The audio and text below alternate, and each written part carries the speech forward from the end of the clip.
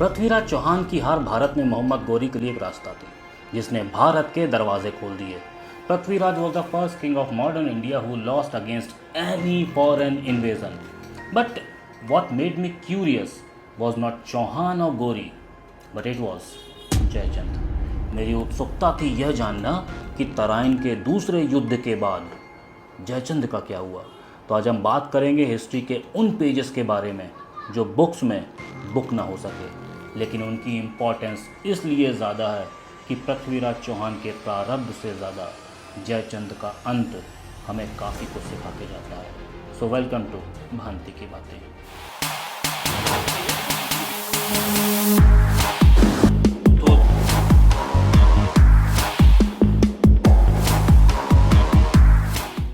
जयचंद का नाम यूं तो निगेटिवली फेमस है, पर हर सिक्के के दो पहलू होते ही हैं। जयचंद गाहड़वल वंश का राजा था। उसकी राजधानी थी कन्नौज। जी हाँ, वही कन्नौज जो आज इत्र के लिए जाना जाता है, और उसका राज्य फैला हुआ था आज के उत्तर प्रदेश, बिहार और आसपास के इलाकों तक। जयचंद का राज्य संपन्न था। गंगा किनारे बसे शहरों में व्यापार, शिक्षा और संस्कृति खूब फलती फूलती थी। जनता से जयचंद कर तो लेता था, लेकिन उन्हीं पैसों से मंदिर, कुएं और धर्मशाला बनवाए जाते थे। उसकी छत्र छाया में कन्नौज उस समय उत्तर भारत का एक बड़ा सांस्कृतिक और राजनीतिक केंद्र था। इतिहास में उसकी बेटी संयोगिता का नाम भी अमर है।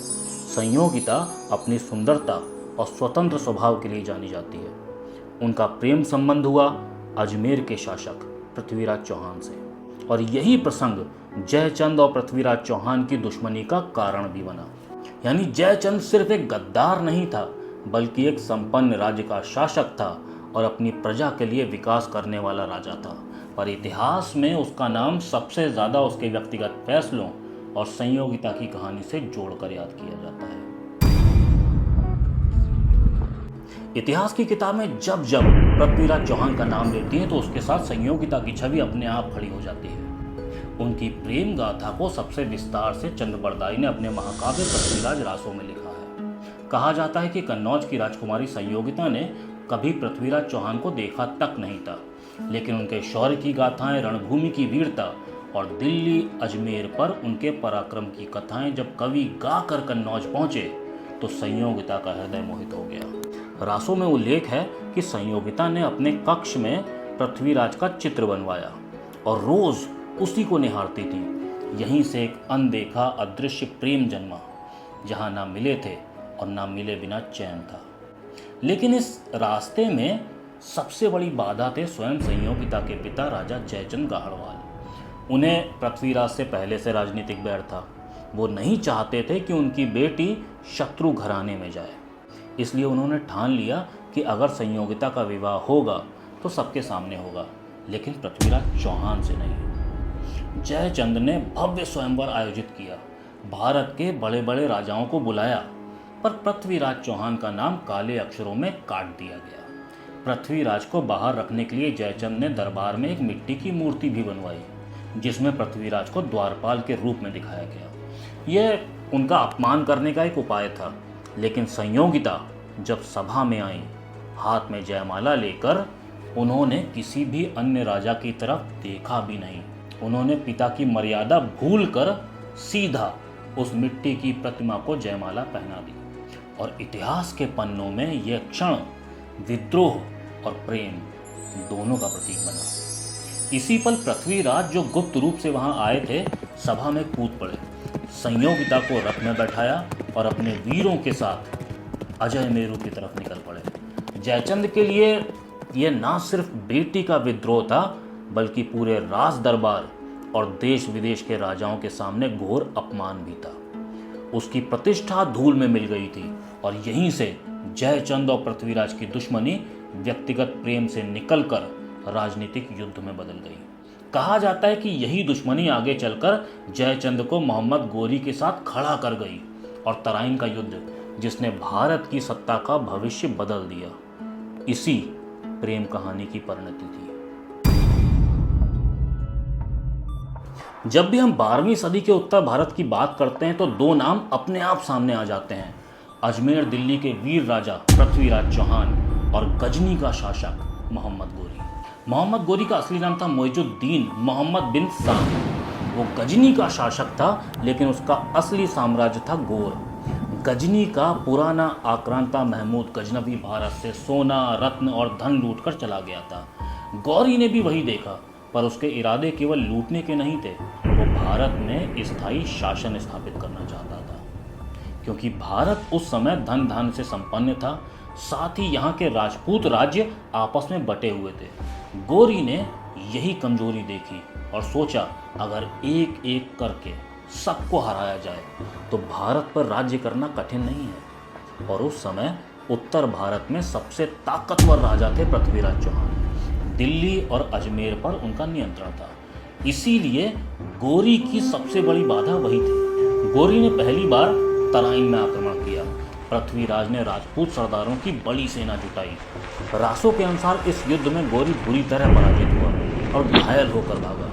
भारतवासियों को लगा कि विदेशी आक्रमणकारियों का सपना यहीं समाप्त हो जाएगा, पर यही वो मोड़ था जहां इतिहास बदल गया।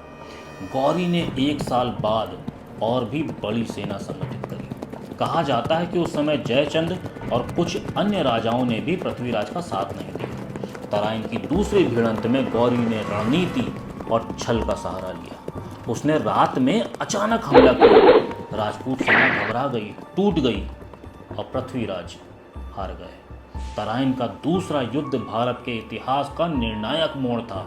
गोरी की जीत के साथ दिल्ली पर मुस्लिम शासन की नींव पड़ गई और राजपूतों की एकता की कमी ने पूरे युग की दिशा बदल दी।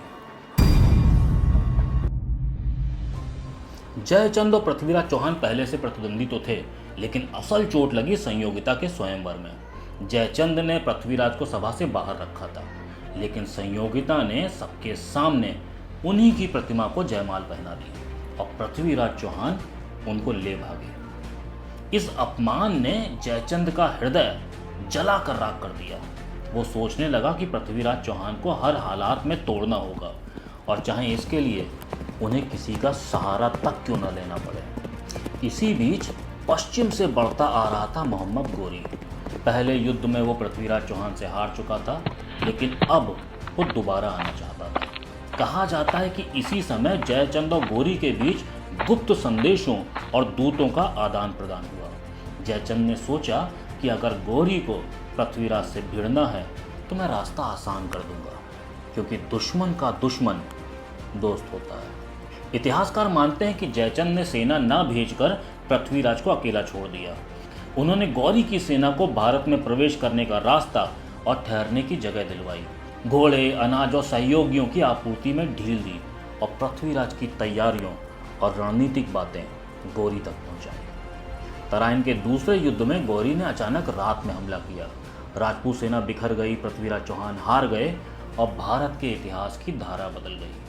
लेकिन कहानी यहीं खत्म नहीं होती, क्योंकि यह जानना भी बहुत ज़रूरी है कि गौरी की जीत के बाद जयचंद का क्या हुआ। तराइन के युद्ध के बाद का समय भारतीय इतिहास का सबसे निर्णायक मोड़ था, और इस मोड़ पे खड़ा था एक राजा, जयचंद गाहड़वाल। तराइन के दूसरे युद्ध में जब मोहम्मद गोरी ने पृथ्वीराज चौहान को हरा दिया तो सबसे ज़्यादा राहत मिली थी जयचंद को, क्योंकि उसके मन में ये विश्वास घर कर गया था कि उसने न केवल अपने अपमान का बदला ले लिया है, बल्कि अपने सबसे बड़े शत्रु को जड़ समेत उखाड़ फेंका है। जयचंद सोचता था कि अब कन्नौज का साम्राज्य और उत्तर भारत की राजनीति उसके हाथों में होगी। पर दोस्तों, इतिहास की विडंबना यही है, जो अपने घर को तोड़ता है वह खुद भी लंबे समय तक खड़ा नहीं रह पाता। तराइन की जीत के बाद मोहम्मद गोरी का आत्मविश्वास चरम पर था। दिल्ली और अजमेर उसके कब्जे में थे। गौरी जानता था कि अगर उसे पूरा उत्तर भारत जीतना है तो अगला निशाना होगा कन्नौज। उसके लिए जयचंद कोई मित्र नहीं था, बल्कि सिर्फ अगला शिकार था। इतिहासकार कहते हैं कि गौरी के मन में साफ था कि जो राजा अपने ही देशवासियों के साथ विश्वासघात कर सकता है वो कभी उसका वफादार नहीं होगा। जयचंद अपने आप को विजेता समझ रहा था। सोचता था कि गौरी उसकी मदद का सम्मान करेगा, लेकिन ये उसकी सबसे बड़ी भूल थी। और उसकी सबसे बड़ी गलती ये थी कि उसने व्यक्तिगत अपमान और प्रतिशोध को राष्ट्रहित और दीर्घकालीन राजनीति से बड़ा मान लिया था। और फिर हुआ 1194 का चंदावर का युद्ध। गौरी ने विशाल सेना के साथ कन्नौज की तरफ कूच किया। जयचंद ने भी लाखों की सेना तैयार करी, हाथी, घोड़े, रथ और भारी भरकम पैदल सेना। दोनों सेनाएं चंदावर के मैदान में आमने सामने आ गईं। जयचंद को विश्वास था कि उसकी विशाल सेना गौरी के घुड़सवारों को कुचल देगी, पर गौरी ने पहले से ही रणकौशल बनाकर रखा था। तेज घुड़सवार टुकड़ियां, अचानक हमले और चारों तरफ से घेराबंदी। भयंकर युद्ध हुआ।